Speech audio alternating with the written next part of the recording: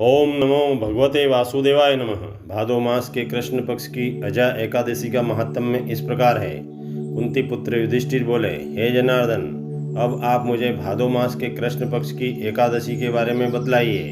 श्री कृष्ण बोले, हे राज ऋषि, भादो मास के कृष्ण पक्ष की एकादशी को अजा एकादशी कहते हैं। जो मनुष्य इस दिन भगवान की भक्तिपूर्वक पूजा करते हैं, सत्संग कीर्तन तथा भजन करते हैं और व्रत रखते हैं तथा दिन को सोते नहीं हैं, उनके समस्त पाप नष्ट हो जाते हैं। इस एकादशी की कथा इस प्रकार है।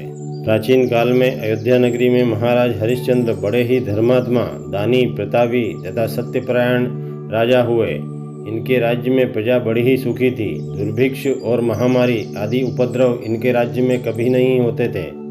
महाराज हरिश्चंद्र का यश और कीर्ति तीनों लोकों में फैला हुआ था। भगवान नारद के मुख से इनकी प्रशंसा सुनकर देवराज इंद्र ईर्ष्या से जल उठे और उनकी परीक्षा लेने के लिए महर्षि विश्वामित्र से प्रार्थना की।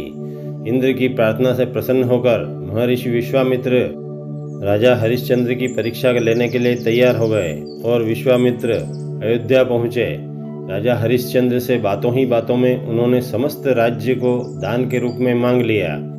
महाराज हरिश्चंद्र पूरे भूमंडल के एक छत्र राजा थे और दिए हुए दान का राज्य का उपयोग करना उन जैसे सत्यवादी राजा के लिए उचित न था। अब समस्या उत्पन्न हो गई कि वे रहेंगे कहाँ।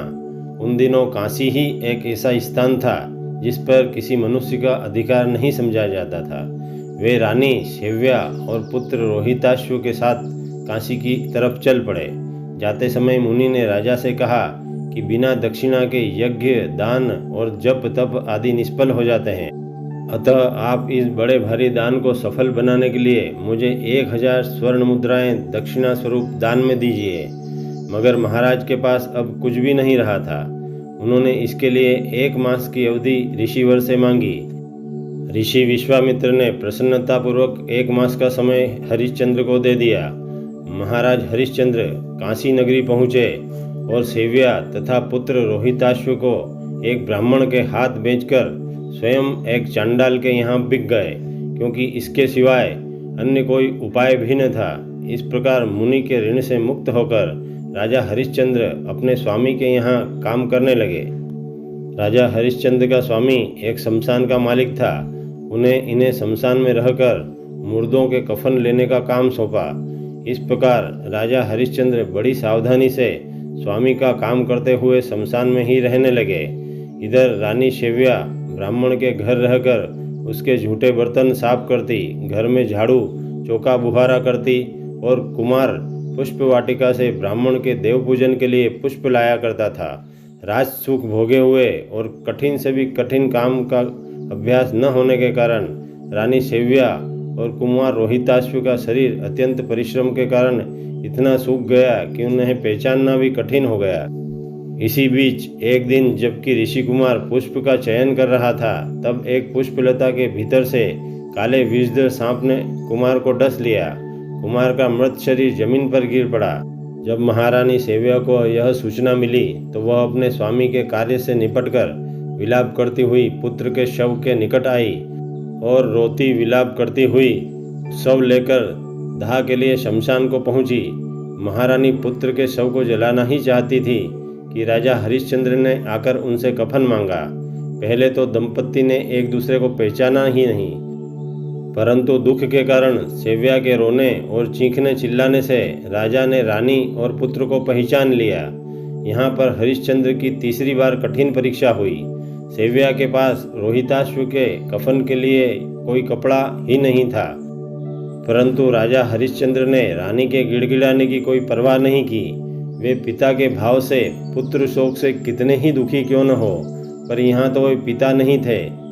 वे तो शमशान के मालिक कनाकर के चाकर मात्र थे और अपने मालिक की आज्ञा के बिना किसी भी शव को कफन लिए बिना जला देना उनके लिए पाप था। राजा हरिश्चंद्र अपने धर्म से जरा भी विचलित नहीं हुए। जब रानी ने देखा कि राजा किसी तरह से मान नहीं रहे हैं तो वह अपने साड़ी के 2 टुकड़े करके कफन के रूप में देने को तैयार हो गई।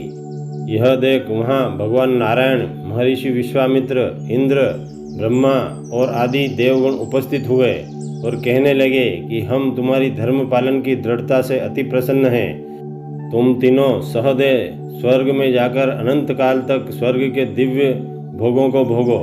इधर इंद्र ने रोहिताश्व के मृत शरीर पर अमृत की वर्षा करके उसे जीवित कर दिया और चांडाल बने धर्मराज भी अपने वास्तविक रूप में आकर राजा हरिश्चंद्र को आशीष देने लगे। हे राजन, तुम तीनों सहदेव स्वर्ग में जाकर स्वर्ग के सुखों का आनंद लो। इस प्रकार राजा हरिश्चंद्र अपने परिवार सहित स्वर्ग में विराजित हुए। इतनी कथा सुन युधिष्ठिर बोले कि हे जनार्दन, तो राजा हरिश्चंद्र ने ऐसा कौन सा पुण्य किया जिससे उन्हें परम सुख प्राप्त हुआ। जनार्दन बोले, हे पांडव श्रेष्ठ, राजा हरिश्चंद्र शमशान में सेवक बनकर जब काम कर रहे थे तो वहाँ गौतम ऋषि का आना हुआ। धर्मश्रेष्ठ राजा को इस प्रकार कष्ट सहते देखकर ऋषि ने उनसे इसका कारण पूछा। तो राजा हरिश्चंद्र ने उन्हें अपनी व्यथा बतलाई और धर्म संकट बतलाया। इस पर गौतम ऋषि बोले कि हे राजन, आप भादो मास की अजा एकादशी का व्रत धारण करें, आपका कल्याण अवश्य होगा। राजा ने इतने कष्ट सहन करते हुए भी उस समय अजा एकादशी का व्रत किया था। ये सब उसी का प्रताप है जो उन्हें स्वर्ग प्राप्त हुआ। अथ अजा एकादशी व्रत कथा समाप्त। श्री कृष्णचंद्र भगवान की जय। भक्ति के इस वातावरण को और अधिक अद्भुत बनाने के लिए आप हमारे वीडियो को लाइक करें, शेयर करें।